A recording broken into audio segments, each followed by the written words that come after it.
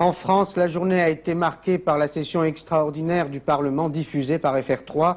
Les députés se sont prononcés à une écrasante majorité pour le recours à la force, un recours à la force légitime aux yeux du chef de l'État, Albert Ipamonti. Debout, solennel, dans un hémicycle comble, le président de l'Assemblée nationale, Laurent Fabius, donne lecture du message du président de la République à la représentation nationale. Je le dis avec regret mais détermination.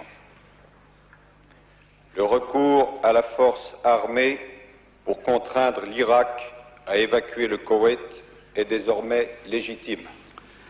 C'est ensuite au Premier ministre Michel Rocard de demander aux députés d'approuver le recours à la force.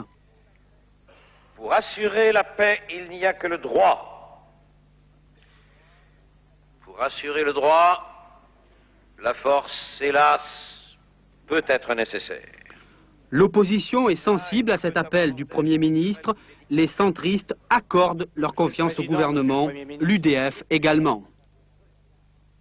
Nous avons besoin que la voix de la France soit claire, soit ferme, cohérente, que chacun soit conscient que sa mission, là-bas en première ligne, comprise et soutenue ici, est de défendre le droit et la liberté.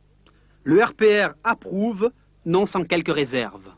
L'approbation que nous vous donnons aujourd'hui ne constitue nullement un blanc-seing pour l'ensemble de votre action dans cette crise, ni, cela va de soi, pour la façon dont est conduite la diplomatie et dont sont conduites plus généralement les affaires de la France. Les socialistes, Pierre Mauroy du moins, appuient totalement le gouvernement.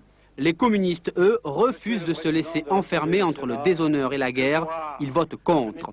Ils seront imités par une poignée de francs-tireurs de l'opposition, par Marie-France Stirbois du Front National et par 7 socialistes.